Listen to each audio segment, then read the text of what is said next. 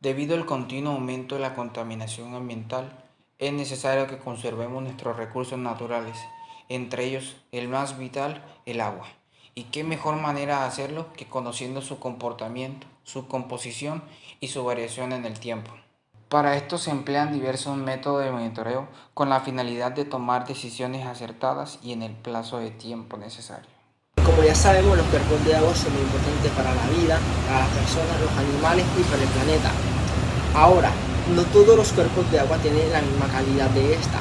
¿Cómo nosotros sabemos y verificamos la calidad y el comportamiento de un cuerpo de agua? Todo esto lo podemos saber gracias a las muestras y a los monitoreos que se puede dar en un área. Los monitoreos y la toma de muestras son muy importantes, ya que esta nos hace saber los parámetros químicos, físicos y biológicos que puedan contener el cuerpo de agua. Todos estos tres tipos de parámetros diferentes son muy importantes. Por ejemplo, en el caso de los parámetros físicos nos hace saber, analizar y saber la visibilidad, la turbiedad, el color, el olor, el sabor y la temperatura del agua. En el caso de los parámetros biológicos nos hace saber qué microorganismo contiene el cuerpo de agua en ese preciso momento en la toma de la muestra. Y en el caso de los parámetros químicos, nos hace saber los indicadores y las sustancias que pueden contener esa toma de agua o esa toma de muestra que nosotros sacamos del monitoreo. Por ejemplo, en el caso de aguas residuales de una planta de aceite que produce aceite, todas estas aguas residuales contienen grasas y contienen aceites. Entonces, ¿qué es lo que se hace? Lo que se hace es llevar todo ese vertimiento de aguas a una PETAR. Los acrónimos de PETAR significa planta de tratamiento de aguas residuales, que contienen unas entradas, unos procesos y una salida, donde en cada uno de estos se toma un registro de muestra. Todo comienza en la entrada, en el proceso de entrada. En el proceso de entrada se toma enseguida un registro de muestra, donde podemos saber el parámetro físico, químico y biológico con el que entra el agua residual a la planta.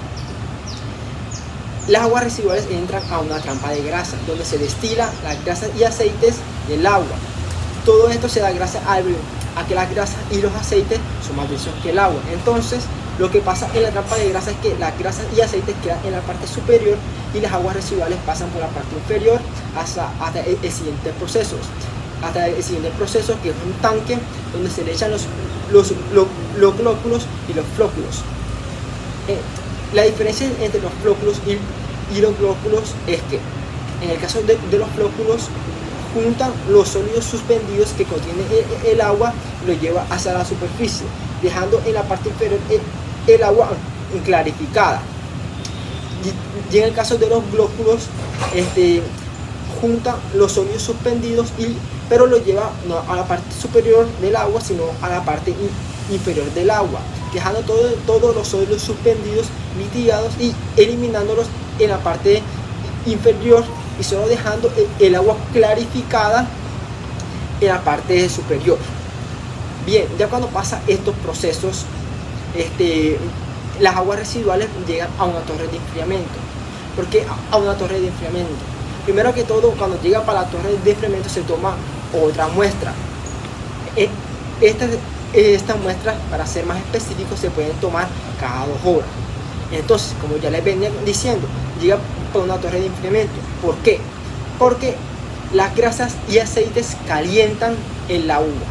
Entonces, el agua residual, de que pasa desde la entrada en la trampa de grasa al proceso químico de floculación y globulación, tiene una temperatura mayor a 40 grados, que es muy peligrosa para el consumo humano. Entonces llega a una torre de enfriamiento, como su nombre lo menciona, lo dice, enfría el agua a una temperatura más estable que pueda ser potable o puede ser consumida para las personas y para los animales, que no pueda causarnos daño a los seres vivos. Ya cuando pasa por la segunda muestra y a la torre de enfriamiento, llega a un tanque donde se le echan los microorganismos. Ahí entran los parámetros biológicos. En este tanque se le echan microorganismos, donde nivela la DBO y la DQO que tiene que contener el agua residual. En este caso, ya el agua ya estaría pasando por un tratamiento a ser más potable. Entonces, ya cuando llega a este proceso de microorganismos, ya pasaría para su salida. En la salida se toma una última muestra, donde se analiza, se verifica o si se tiene que proporcionar si el agua residual que entra ya es potable en su final, ya es apto para el consumo de los animales, ya es bueno para las personas y no causa daño a los seres vivos. Entonces, como ya les venía diciendo, es por eso que es muy importante el monitoreo para saber la entrada o los componentes químicos que contiene el agua residual hasta su salida, que es donde se puede ver el cambio y la transformación del agua residual en agua potable.